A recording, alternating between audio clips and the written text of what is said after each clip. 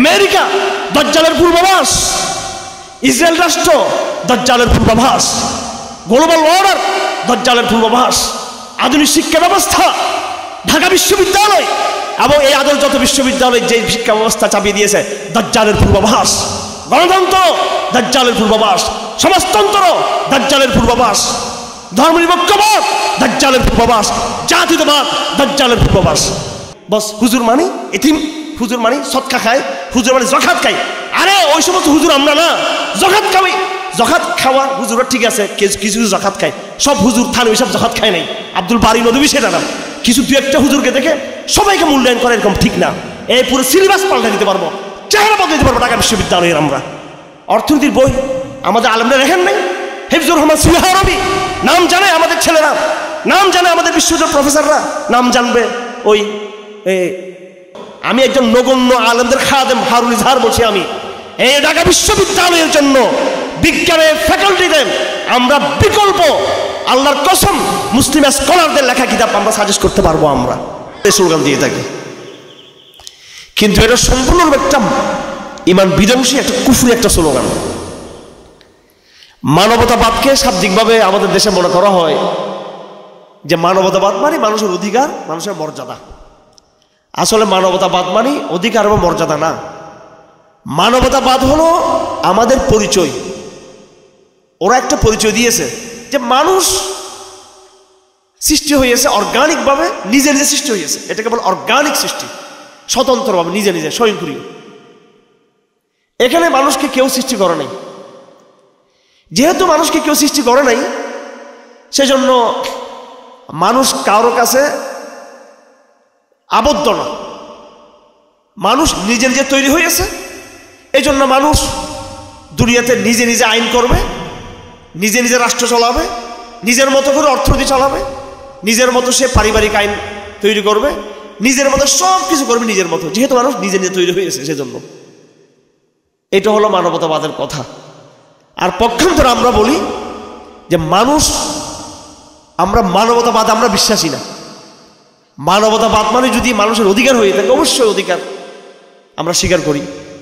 মানবতাবাদ মানে যদি মানুষের মর্যাদা হয়ে থাকে, অবশ্যই আমরা স্বীকার করি। কিন্তু মানবতাবাদ শব্দের অর্থ কিন্তু অধিকারও না, মর্যাদাও না। কথা বুঝে আসতেছে আপনাদের? এখানে মাদ্রাসার ছাত্ররা থাকলে তারা বুঝবে।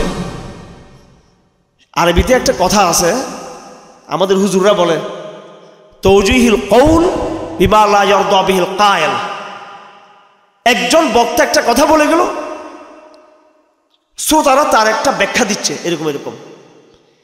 শ্রোতারা যে ব্যাখ্যা দিচ্ছে ওনার কথার, এটা কিন্তু বক্তার উদ্দেশ্য কিন্তু সেটা ছিল না।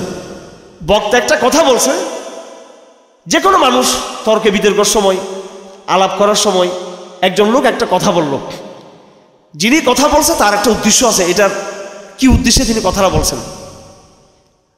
যিনি কথা বলছেন তার কোনো কথা যদি আমি তার উদ্দেশ্যের বিপরীত বলি, উনি যে উদ্দেশ্যে বলছেন সে উদ্দেশ্য মনে না করে ওনার কথা নকল করলাম, ব্যাখ্যা দিলাম। আমার কথা আপনার, যে অমুক ব্যক্তি এ কথাটা বলছে, এটা ওনার কথা, কিন্তু ওই কথার ব্যাখ্যা দিলাম আমার থেকে। অর্থাৎ যিনি কথাটা বলছেন তার ব্যাখ্যা মতো আমি কথাটা গ্রহণ করলাম না, আমি নিশ্চয়ই একটা ব্যাখ্যা দিলাম। এটাকেই আমাদের কিতাবে হুজুররা পড়াইছেন আমাদেরকে তৌজিহুল কৌল বিমা লা ইয়ারদা বিহিল কায়েল। একজন লোক একটা কথা বলল, একজন একটা স্লোগান দিল, একজন একটা মতবাদ পেশ করলো, যিনি সে মতবাদ পেশ করেছে, যিনি এই স্লোগানটা দিয়েছেন, যিনি এই বক্তব্য আমাদের সামনে দিয়েছেন, তার ব্যাখ্যা না শুনে, তার বক্তব্য না শুনে আমি আমার মতো করে একটা ব্যাখ্যা দিচ্ছি, এটা গ্রহণযোগ্য না। কথা বুঝে আসছে? কিছুদিন আগে আমাদের কোনো একটা বড় মাদ্রাসায় কোন একজন বক্তা ভুলবশত সেকুলারিজমের একটা ব্যাখ্যা দিয়েছেন, ধর্মনিরপেক্ষবাদের। এটা ওনার থেকে ব্যাখ্যা দিয়েছেন, বলতেছেন সেকুলারিজম হলো, ধর্মনিরপেক্ষবাদ হলো প্রত্যেক ধর্মের মর্যাদা। এটা আপনার ব্যাখ্যা। সেকুলারিজম তো আপনি তৈরি করেন নাই, ধর্মনিরপেক্ষবাদ তৈরি হয়েছে ইউরোপে। সুতরাং যেই মতবাদ যেই দেশে তৈরি হয়েছে, ওই মতবাদ সম্পর্কে তারা কি বলে আমাকে সেটা গ্রহণ করতে হবে। আমার মতো ব্যাখ্যা দিলে সেটা হবে না। গণতন্ত্র কুফরি মতবাদ বলি, তখন আমাদের দেশের জনগণ ন্যায় দিতে চায় না কথা এটা। এমনকি কিছু কিছু আলেমও গ্রহণ করতে চায় না, ওনারা সেটা একটা ব্যাখ্যা দান করেন। এখন গণতন্ত্র যদি বাংলাদেশে জন্ম হতো, পাকিস্তানে জন্ম হতো, ভারতে জন্ম হতো গণতন্ত্র, তাহলে আমরা একটা ব্যাখ্যা দিতাম যে পাকিস্তানের আলেমরা গণতন্ত্রের কি ব্যাখ্যা দিয়েছেন, ভারতের ওলামারা কি ব্যাখ্যা দিয়েছেন, অথবা বাংলাদেশের বুদ্ধিজীবীরা, জ্ঞানীরা, ওলামারা কি ব্যাখ্যা দিয়েছেন, সেটা আমরা গ্রহণ করব। এটা একটা মতবাদ এই দেশে তৈরি হয় নাই, তৈরি হয়েছে ব্রিটেনে, ফ্রান্সে, জার্মানিতে, ইটালিতে। যেই দেশে যে মতবাদ তৈরি হয়েছে সেই দেশের বুদ্ধিজীবীরা তার ব্যাখ্যা দিবে। আমি আপনি ব্যাখ্যা দিলে সেটা কি হবে? হবে না। আমার ভাইরা, মানবতাবাদ এই শব্দটা হচ্ছে খুবই একটা শব্দ একটা।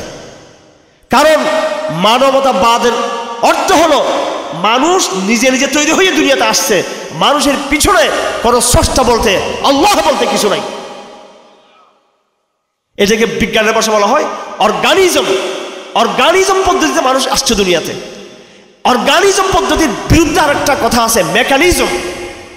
অর্থাৎ না, মানুষ নিজের যে দুনিয়ার মধ্যে আসে নাই, মানুষের পিছনে একজন মেকার আছে, একজন ইঞ্জিনিয়ার আছে, একজন প্রকৌশলী আছে। সেটাকে তারা অবশ্য বিজ্ঞান ধরতে পারে নাই, কিন্তু কোনো না কোনো একটা এখানে সত্তা আছে যিনি মানুষকে পরিকল্পিতভাবে দুনিয়াতে পাঠিয়েছেন। তার দুইটা চোখ যেখানে হওয়ার কথা সেখানে দিয়েছেন, তার কপাল যতটুকু বড় ততটুকু করা হয়েছে, তার নাকের ছিদ্র যেখানে দেওয়ার সেখানে দেওয়া হয়েছে। নাকের ছিদ্র যদি কপালও হতো, মানুষকে দেখতে খুব সুন্দর লাগতো নাকি? আর চোখ যেখানে আছে, চোখ যদি ওখানে না হয়ে একটা চোখ এদিকে, আটটা চোখ এদিকে যদি হতো, আমাদের কল্পনা করেন খুব সুন্দর হতো কিনা এটা? হ্যাঁ, দাঁতগুলো আমাদের মুখের মধ্যে আছে, দাঁতগুলো যদি আমাদের যদি এই জায়গায় যদি হইতো, দাঁতগুলো অথবা কপালে যদি হতো, কত চমৎকার দেখা যেত আমাদেরকে। আল্লাহ পাক সেজন্য বলেন, আউযুবিল্লাহি মিনাশ শাইতানির রাজিম, বিসমিল্লাহির রহমানির রহিম, ওয়াত-তিন ওয়াজ-যাইতুন ওয়া তুর সিনিন ওয়া হাযাল বালাদিল আমিন। আমি কসম খাচ্ছি, আল্লাহ পাক বলেন, তিন ফলের, জৈতুন ফলের, তুর সিনের উপত্যকার, ওয়া হাযাল বালাদিল আমিন, এবং এই পবিত্র ভূমির কসম খাচ্ছি আমি। কসম খেয়ে বলতে চাই, লাকাদ খালাকনাল ইনসান ফি আহসানি তাকওয়িম, মানুষকে আমি সর্বোত্তম কাঠামো স্ট্রাকচার, বডি মানুষের এটা সবচেয়ে উৎকৃষ্ট সুন্দর। গরুর চেয়ে সুন্দর, ছাগলের চেয়ে সুন্দর, মাছের চেয়ে সুন্দর, কুমিরের চেয়ে সুন্দর। কথা ঠিক নাকি ভাই? ঠিক। সমস্ত জীবজন্তুর কাঠামোর চেয়ে মানুষের কাঠামো হচ্ছে সবচেয়ে সুন্দর। ফি আহসানি তাকওয়িম। এখন যদি কেউকে বলা হয় যত জীবজন্তু আছে দুনিয়াতে, সাপ, কুমির, মাছ, বাঘ, ভল্লুক, ছাগল, গরু, হাতি, হরিণ, হরিণ কত সুন্দর, মায়া লাগে কিনা? হরিণ সুন্দর। তারপরে ময়ূর কত সুন্দর, আপনি ময়ূর হতে রাজি আছেন? ময়ূর কি সুন্দর, ময়ূর হয়ে যাব আমি। কারাগার জেলখানে ছিলাম আমরা দফায় দফায়, ওই সময় আমাদের মনে চাই দূর কাক খুলে আরো ভালো ছিলাম, কারণ ডানা থাকতো, সা করে উড়ে চলে যেতাম। এখন কারাগারের দেওয়াল সেট করে তো মানুষের পক্ষে বের হওয়া সম্ভব না। শুধু ওই সময় একটু মনে চাইতো যে একটু কাকটা খেলে মনে ভালো হইতাম। এখন কিন্তু আমার মনে চাইতেছে না আবার এটা। যাই হোক, আসলে কাক বানাইলে আল্লাহ পাক আমাদেরকে হয়তো জেলখানে থাকতে হইতো না, আমাদেরকে বের হয়ে যেতে পারতাম, কিন্তু খাইতাম কিন্তু গরুর ময়লা জিনিস, পচা গুস্ত, ডাস্টবিনের খাবার। কথা ঠিক কিনা? শুধু একটা দেখলে তো হবে না। তো আমরা শুকরিয়া আদায় করবো, আল্লাহ পাক আমাদেরকে মানুষ হিসেবে তৈরি করেছেন, ইনসান হিসেবে। ইনসান হিসেবে আমরা গর্ব করব, কিন্তু মানবতাবাদ এসব তো আমরা বলবো না। আমরা কোনোদিনও মানবতাবাদ যদি আমরা বলি তাহলে এটা একটা ভয়ঙ্কর শব্দ। ইসলাম মানবতাবাদ এরকম কোনো শব্দ কোরআন শরীফে বলে নেই। কোরআন শরীফে ইনসান সম্পর্কে আসছে, ইয়া আইয়ুহাল ইনসান মা গাররাকা বিরাব্বিকাল কারীম আল্লাযী খালাকাকা ফাসাওয়াকা ফাআদালাক ফি আইয়ি সূরাতিন মা শাআ রাক্কাবাক। ইয়া আইয়ুহাল ইনসান, ইনসান বলছে মানুষ বলা হয়েছে, এখানে বাশার বলা হয়েছে। মা কানা লিবাশারিন আইয়ুতিয়াহুল্লাহুল কিতাবুল হিকমাহ সুম্মা ইয়াকুলু লিন-নাস কুনু ইবাদান লি। বাশার, কুল ইন্নামা আনা বাশার, তুমি বলে দাও আমি একজন মানুষ। এইভাবে আল্লাহ পাক মানুষকে নাস বলেছেন, বশর বলেছেন, ইনসান বলেছেন। মানুষকে আল্লাহ বলেছেন আব্দুল্লাহ, মানুষ হচ্ছে আল্লাহর গোলাম। হযরত মরিয়ম আলাইহিস সালামের ছেলে হযরত ঈসা আলাইহিস সালাম তিনি নিজের পরিচয় দিয়েছেন, ইন্নী আব্দুল্লাহ, আমি আল্লাহর গোলাম। কিন্তু আমি যখন মানুষ বাদ দিয়ে মানবতাবাদ যখন বলবো, তখন সেটা একটা ভয়ঙ্কর পরিভাষা হয়ে যাবে, ভয়ঙ্কর আকীদা হয়ে যাবে। মানবতাবাদ মানে হলো যে আমরা স্বাধীন, আমরা যা মনে চায় তা করব। হিউম্যানিটি, মানুষ চূড়ান্ত সত্য, নাউযুবিল্লাহ মিন যালিক। মানুষ সত্য, তাহার পরে কোনো সত্য নাই। এই সমস্ত নাস্তিক কবিরা আমাদেরকে শিক্ষা দিয়েছে কিনা আমাদের, এবং আমাদের সিলেবাসে এটা শিক্ষা দেওয়া হচ্ছে। এটা সবার আগে মানুষ সত্য, তাহার আগে কি নাই। আমি একজন এই সাংবাদিক, আল্লাহ তাকে হেদায়েত দান করুক, সুমি খান, ওর নামটা আজ বহুদিন পরে নিলাম, মহিলা সাংবাদিক, গ্রেপ্তার হওয়ার পরে ভিডিও করতে আসছে আমাকে, ক্যামেরা ধরে ফেলছে বের করে, দাঁড়াও তুমি তো আমার বাসায় বহুতবার গেছিলা, আমার বোনের বাসায় গেছিলা, আমার সাক্ষাৎকার নিছো, এখন আমি কি চিড়িয়াখানার জন্তু যে তুমি আমাকে চিনো না? একবার ক্যামেরা ধরে ফেলছে এরকম। পুলিশ তো অবাক হয়ে গেছে এরকম, যে ওরে এভাবে ধরে নিয়ে আসছি, এত সাহস। আমি বললাম যে ওরা আমি চিনি আগের থেকে, ও আমার পিছনে লেগেছিল সবসময় জঙ্গি বানানোর জন্য, কি বানানোর জন্য। তো যাই হোক, ক্যামেরা ধরছে, আবার এইভাবে ধরি নাই, ভদ্র ধরছে ক্যামেরা, অবাক হয়ে গেছে, এইভাবে ক্যামেরা ধরে ফেলছে। আগে কথা বলো, কি ঘটনা? এখন পুলিশ আমার ধরছে জঙ্গি, কালকে আমি বের হবো, তখন আমি কি? তো ওই ভদ্র মহিলা সাংবাদিককে আমি বললাম যে তোমরা যে এত লেখালেখি করতেছ, তোমরা তো মুসলমান, আমরা মুসলমান, তো আমরা মুসলমান ভাই বোন, এইভাবে লেখালেখি কেন করতেছে? সে আমাকে জবাব দিল কি, সবার আগে আমরা মানুষ। কেউ তো নাউজুবিল্লাহ বললেন একবার। তার মানে মুসলমানিত্বকে সে মানুষত্বের বিপরীতে দাঁড় করিয়েছে। আমরা মানুষ, তার চেয়ে বড় হচ্ছে আমরা মুসলমান, তার চেয়ে বড় হচ্ছে আমরা মানুষ। তার মানে বুঝে যাচ্ছে মানুষত্বের এমন একটা ব্যাখ্যা তাদের মধ্যে আছে যেটা ইসলামের মধ্যে নেই। নাউজুবিল্লাহ। আমরা মানুষত্বের এমন কোন ব্যাখ্যা আমরা গ্রহণ করতে কি রাজি আছি যেটা ইসলামের মধ্যে নাই? ইনসান মানে মুসলমান, কথা ঠিক কিনা? মানুষ মানে হচ্ছে কি মুসলমান। তো সে সাংবাদিক বলতেছে যে আমরা হলাম, আপনারা বলতেছেন মুসলমান, কিন্তু মুসলমানিত্বের চেয়ে বড় হচ্ছে মানুষত্ব। নাউজুবিল্লাহ মিন যালিক। মানুষত্ব বড় নাকি মুসলমানিত্ব বড় এটা বলার দরকার নাই। মানুষত্ব মানেই সে মুসলমানিত্ব, কারণ মানুষকে আল্লাহ পাক সৃষ্টি করেছেন, মানুষ হচ্ছে আব্দুল্লাহ। মানুষকে যখন আল্লাহ পাক সৃষ্টি করবেন, ইচ্ছা করেছেন, তখন আল্লাহ পাক সুবহানাহু ওয়া তাআলা ফেরেশতাদেরকে ডেকে বলেছেন, কি বলেছেন? আউযু বিল্লাহি মিনাশ শাইতানির রাজীম, ওয়া ইয ক্বালা রাব্বুকা লিল মালাইকা ইন্নী জাইলুন ফিল আরদি খলিফা। আমি ফেরেশতাদেরকে ডেকে বললাম, হে ফেরেশতাকুল, আমি একটা ইচ্ছা পোষণ করেছি, আমি জমিন, এই যে জমিন তৈরি করেছি, পুরো আরদুন আর্থ, এই ভূগোল তৈরি করেছি, এখানে অক্সিজেন আছে, পানি আছে, পাহাড় আছে, পর্বত আছে, সুন্দর একটা সভ্যতা এখানে নির্মাণ হবে। আমি আর্থের মতো, পৃথিবীর মতো আর কোনো গ্রহ উপগ্রহ আমি তৈরি করি নাই। কথা ঠিক নাকি বেঠিক?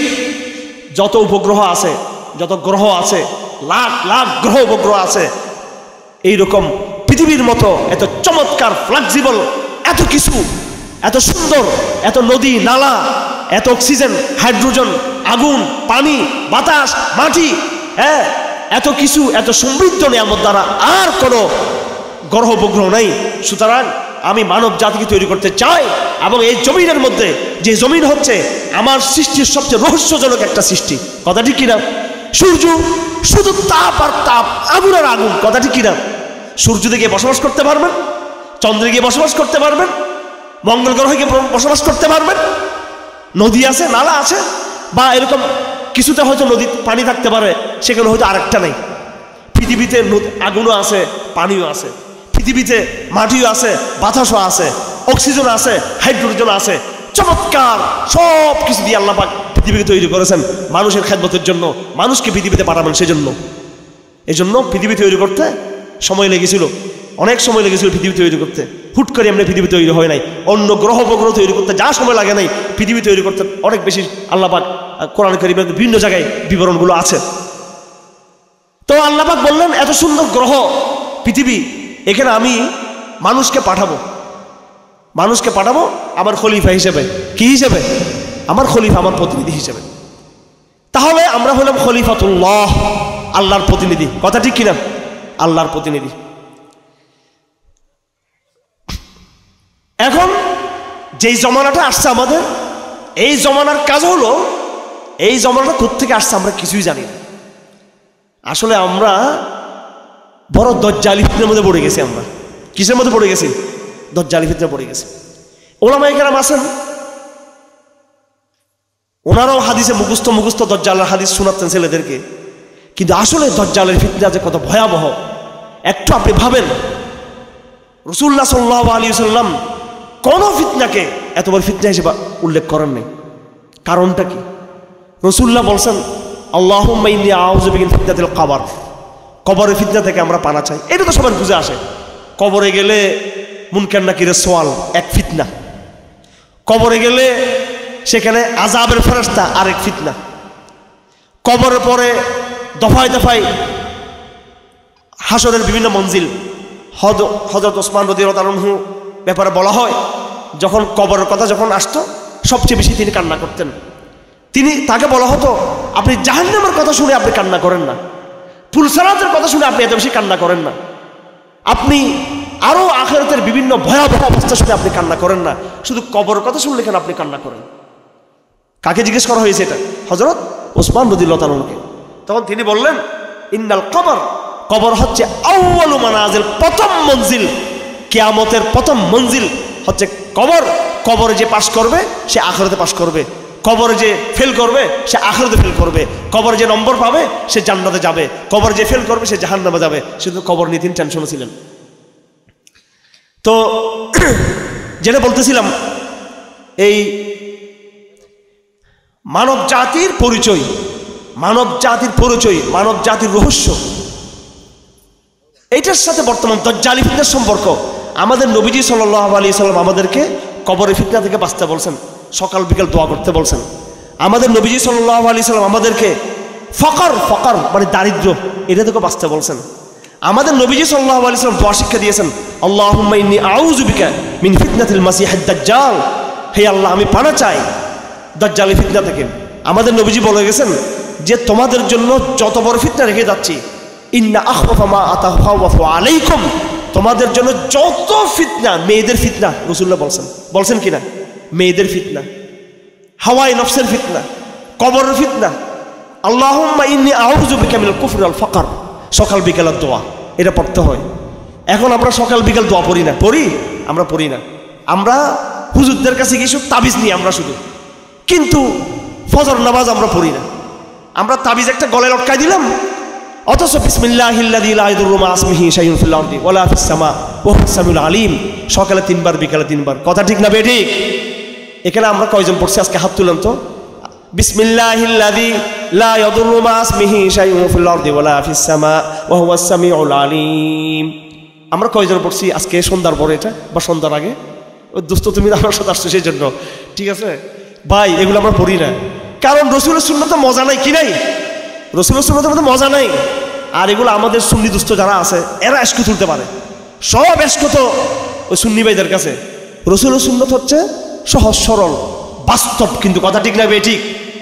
হ্যাঁ, গ্যাস্ট্রিকের ওষুধ দোকানে গিয়ে কিনলে খুব ভালো লাগে, টাকা দিয়ে কিনছি, ওরে বাপরে ব্র্যান্ড, এটা ওই স্কয়ার কোম্পানির, এবং সেখানে একদম এটা একদম প্লাস্টিক করা আছে, এখানে প্যাকেট করা আছে, এটা প্যাকেট, এটা সিস্টেম করা আছে, এটা বড় বড় ওষুধ কোম্পানি তৈরি করছে, আর টাকাও খরচ, এই জন্য ওষুধের দাম আছে।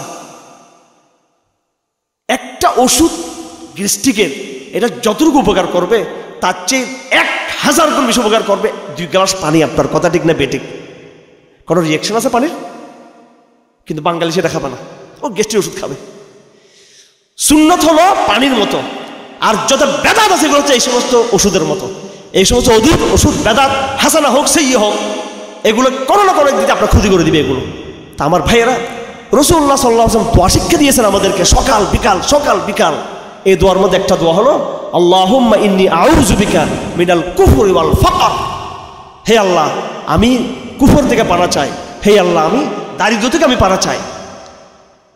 তো এইরকম আমাদের নবীজি সাল্লাল্লাহু আলাইহি ওয়াসাল্লাম উম্মতের জন্য বহু দোয়া শিক্ষা দিয়েছেন, এবং বলছেন এগুলো ফিতনা, কুফরুন বাদাল ঈমান, ঈমানের পর কুফর, এটা একটা ফিতনা। দারিদ্রতার কারণে কাদাল ফাকরু আন ইয়াকুনা কুফরান, টাকা নেই পয়সা নেই, বেকার, বেকারত্বের কারণে, পেটের ক্ষুধার কারণে মুখ দিয়ে আল্লাহর প্রতি গালি চলে আসবে। নাউজুবিল্লাহ, কথা ঠিক কিনা? পরীক্ষা ফেল করছে আপনার ছেলে আপনার মেয়ে, আল্লাহকে তো কত গালি দিয়ে ফেলতেছি আমরা, নাউজুবিল্লাহ।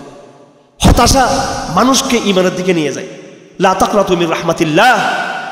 তো রাসূল সাল্লাল্লাহু আলাইহি সাল্লাম এগুলো আমাদেরকে দেখিয়ে দিয়েছেন এবং বলেছেন মেয়েদের ফিতনা সম্পর্কে যে বনি ইসরাইল ধ্বংস হয়েছে নারী ফিতনার কারণে। কি কারণে?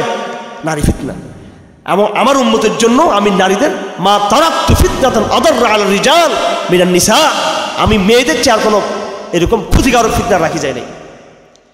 ফিতনা রাখছেন, রেখে গেছেন রাসূলুল্লাহ, বলে গেছেন আমাদেরকে হাওয়া, মনের খাহেশ, ইন্না আখওয়াফা মা তাখাওয়াফু আলাইকুম আল হাওয়া, ভয়ঙ্কর ফিতনা যেটা সেটা হচ্ছে হাওয়ায়ে নফস। কিন্তু যত ফিতনার কথা রাসূল বলে গেছেন সব ফিতনার চেয়ে ভয়ঙ্কর ফিতনা হলো দাজ্জালের ফিতনা। কিসের ফিতনা? দাজ্জালের ফিতনা। প্রত্যেক নবী তার উম্মতকে সাবধান করে গেছেন কি সম্পর্কে? দাজ্জালের ফিতনা সম্পর্কে, দাজ্জালের ফিতনা সম্পর্কে। আমাদের নবীজিও সবচেয়ে বেশি ভয় লাগিয়েছেন কি সম্পর্কে? দাজ্জালের ফিতনা সম্পর্কে।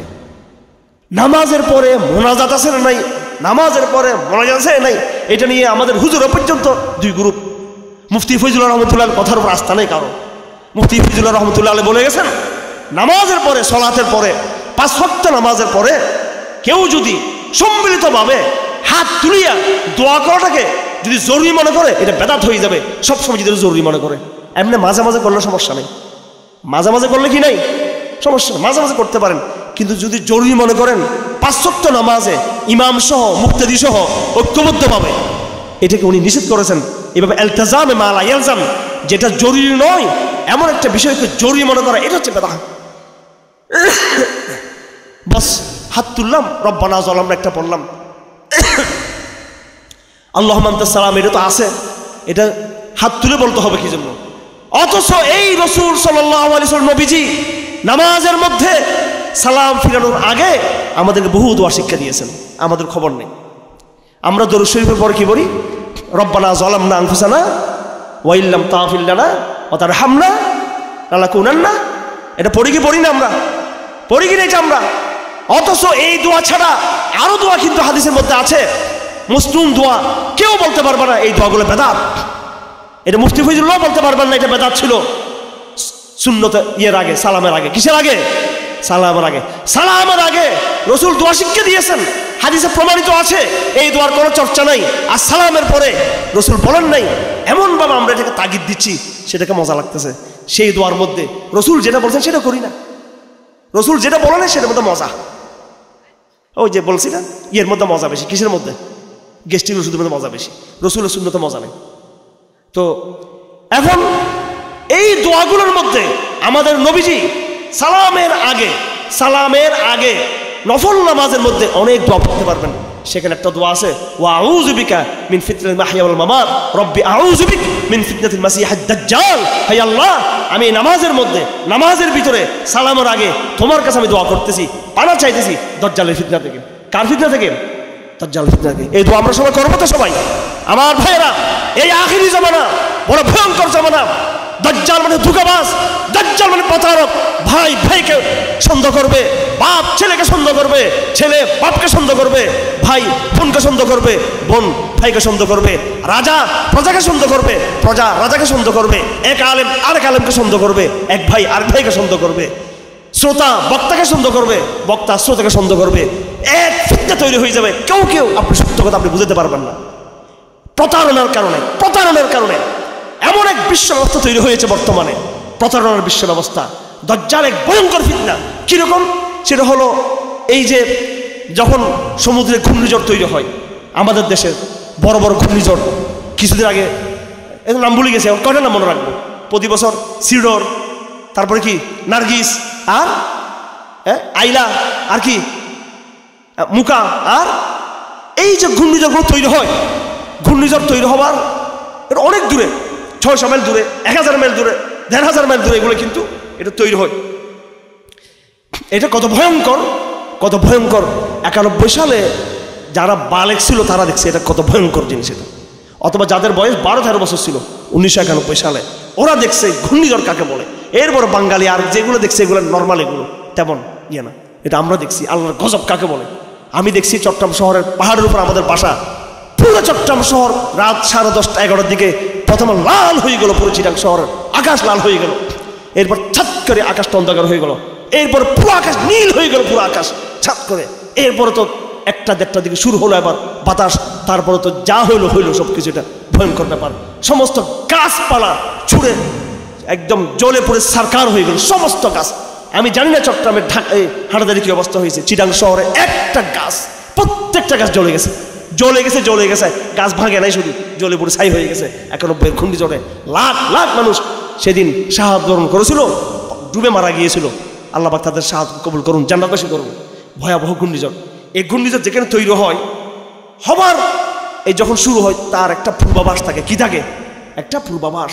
এটা যখন উপকূলে আঘাত হানবে, চট্টগ্রাম উপকূলে, তারপরে কক্সবাজার উপকূলে আর মংলা উপকূলে, বাংলাদেশের 3টা বন্দর, এই জায়গায় যখন আঘাত হানবে, আঘাত হানার আগে 24 ঘন্টা আগে থেকে, 3 দিন আগে থেকে, 4 দিন আগে থেকে, 2 দিন আগে থেকে তার পূর্বাভাস থাকে। আকাশের মধ্যে বিভিন্ন রকমের পূর্বাভাস থাকে। কথা ঠিক নাকি বেঠিক? আমার ভাইয়েরা, আমি একদম কোরআনের স্টাডি থেকে বলতেছি আপনাদেরকে।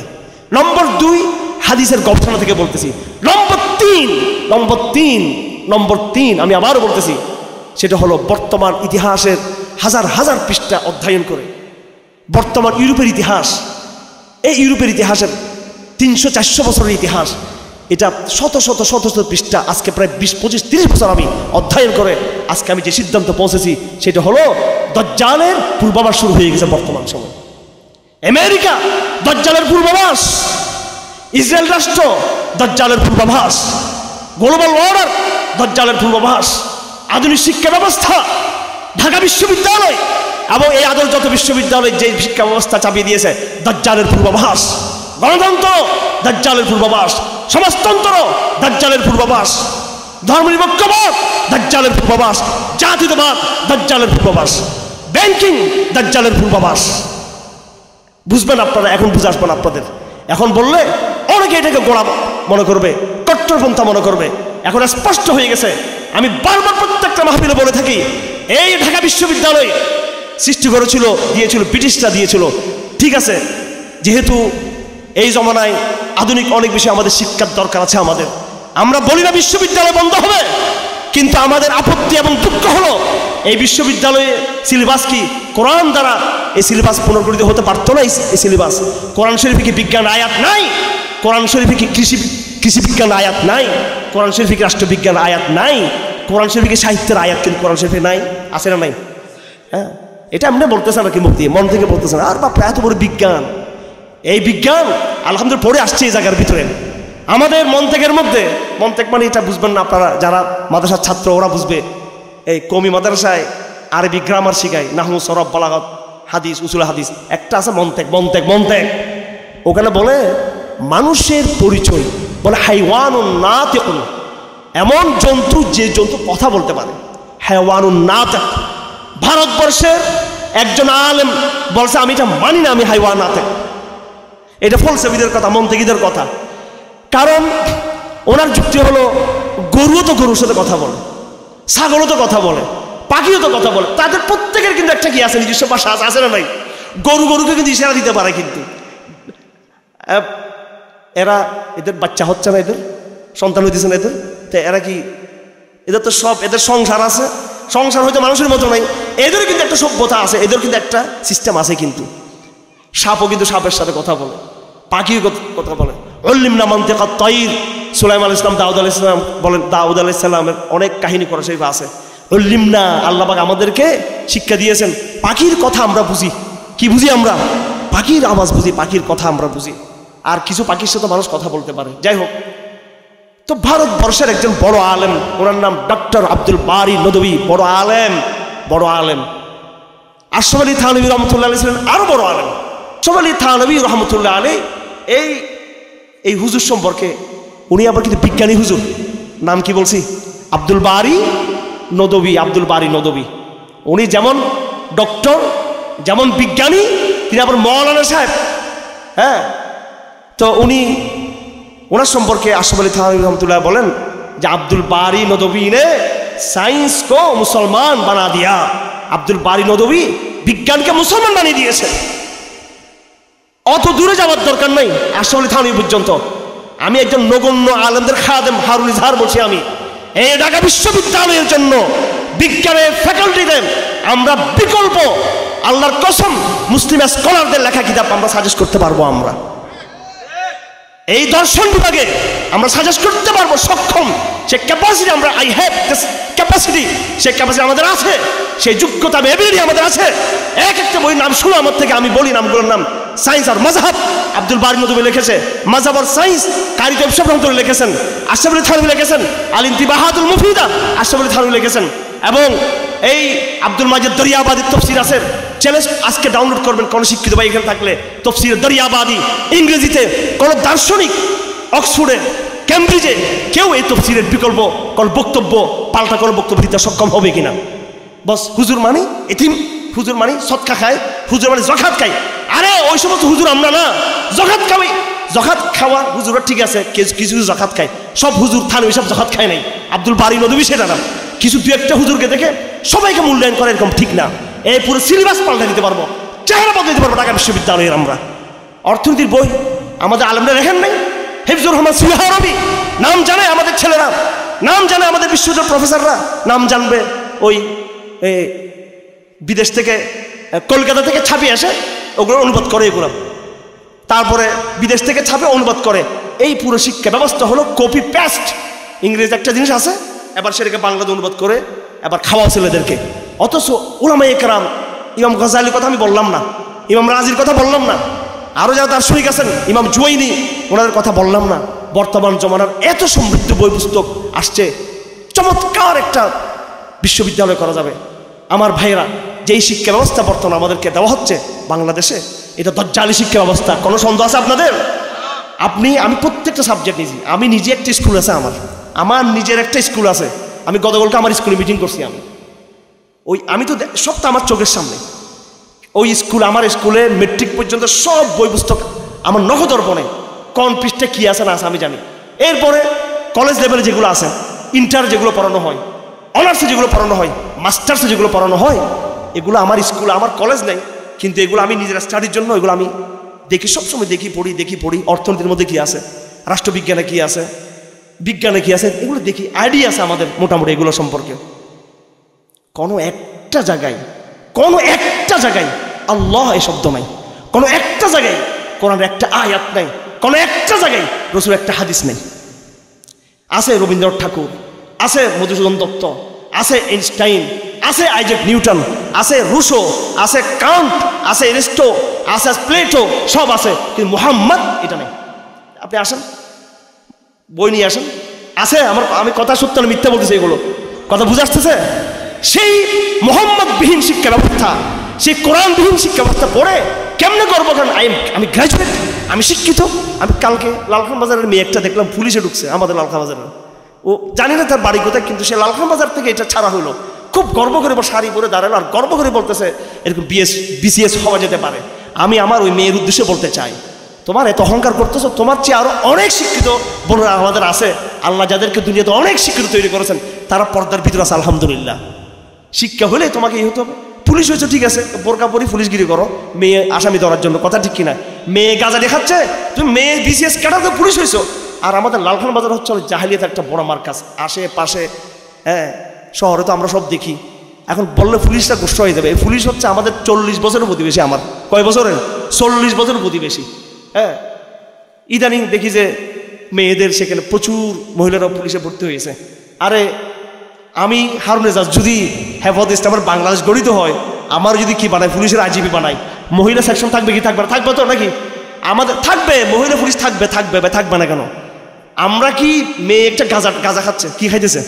গাঁজা খাচ্ছে মেয়েরা বদমাইশি দুষ্টামি করে কিনা? তো ওদেরকে আমরা পুরুষরা গিয়ে ধরবে না মেয়েরা গিয়ে ধরবে? একবারে মহিলা মাদ্রাসার আদলে আমাদের মেয়ের যেভাবে পড়ে, বোরকা নেকাব পড়ে, আমাদের পুলিশ অফিসে এরকম ইনশাআল্লাহ আজিজ, নাকি না?